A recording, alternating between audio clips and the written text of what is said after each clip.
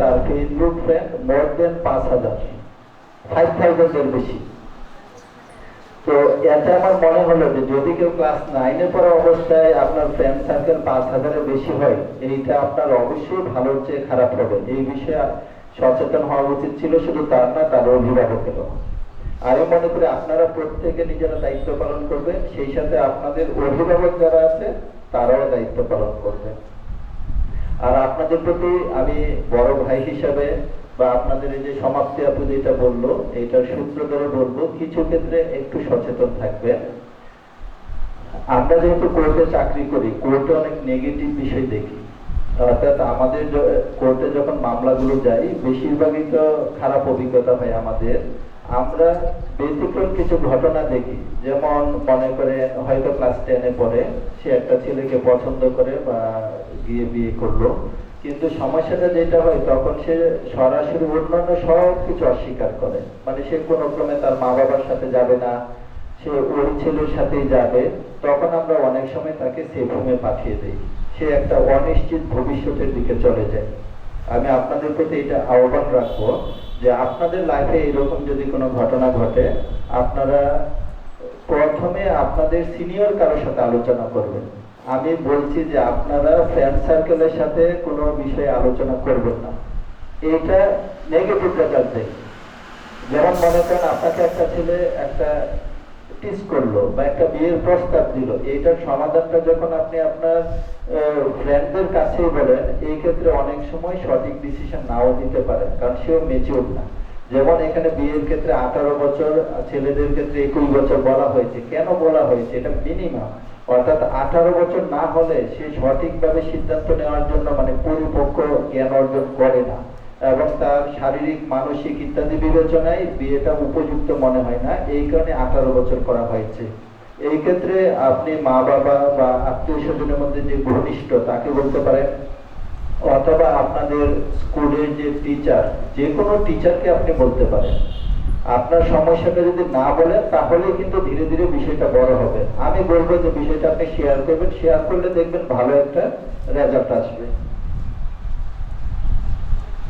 আমি আমার বক্তব্যটাই শেষ করতে, এই ক্ষেত্রে আপনাদের কাছ থেকে কোনো কোয়েশ্চেন থাকলে সেটা শুনতে চাই আজকের আলোচনার বিষয়ে, অথবা আলোচনার বাহিরে, অথবা কারো ব্যক্তিগত কোনো সমস্যা যদি থাকে, যদি কোনো কিছু বলতে চান তাহলে সরাসরি বিচারক হিসেবে আমাকে বলতে পারেন, অথবা কোনো প্রশ্ন করতে পারেন। বিচারক সংশ্লিষ্ট কিংবা বিচারকের বাহিরে কোনো কিছু যদি জানার থাকে আপনারা প্রশ্ন করতে পারেন 5 মিনিট সময়ের মধ্যে।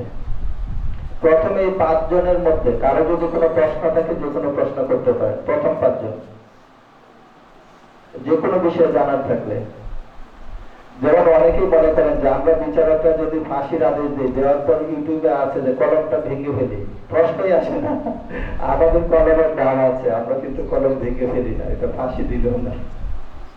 কিন্তু এরকম অনেক কিছু আছে। আপনাদের বাকি 5 জন এর মধ্যে কারো যদি কোনো প্রশ্ন থাকে তাহলে করতে পারে, যে কোনো বিষয় জানার থাকলে। হ্যাঁ বলেন।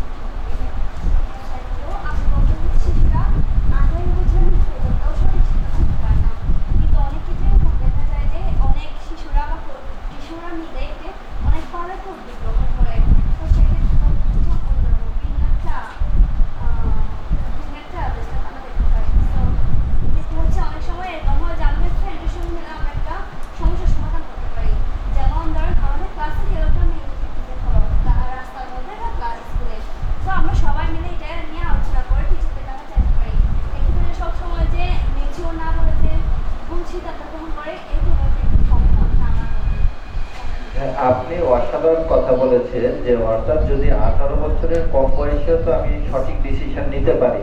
হ্যাঁ অবশ্যই নিতে পারে, এবং ওই ডিসিশন তো কিছু নিতে হবে।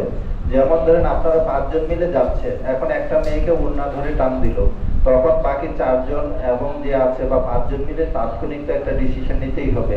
এখন এই ক্ষেত্রে আপনি চিন্তা করবেন আগে বাসায় যাব, তারপর না, তাৎক্ষণিক তো ডিসিশন নিতে হবে। অথবা মনে করে যে অনেক বড় বড় ক্ষেত্রে আপনারা ভূমিকা রাখেন, এইটা আমি অস্বীকার করছি না, বা এই ক্ষেত্রে আমি কিছু বলি নাই। আমি বলতে চাচ্ছি শুধুমাত্র বিয়ের ক্ষেত্রে আপনাকে যখন কেউ বলবে যে এখন তুমি বিয়ে করে ফেলো, বিয়ের ক্ষেত্রে এটা চিন্তা করবে, বা আপনার যখন একটা ছেলেকে পছন্দ হলো, আরো সুনির্দিষ্ট করে বলতে চাই যে কেউ পালিয়ে যাবেন না। আমি স্পষ্ট যেটা বলতে চাই না সেটা হলো কেউ অন্তত আইনটা করা হয়েছে 18 বছরের আগে কোনো মেয়ে যেন পালিয়ে গিয়ে কোনো ছেলেকে বিয়ে না করে, আমি সেইটা বলতে চাই। বলেন।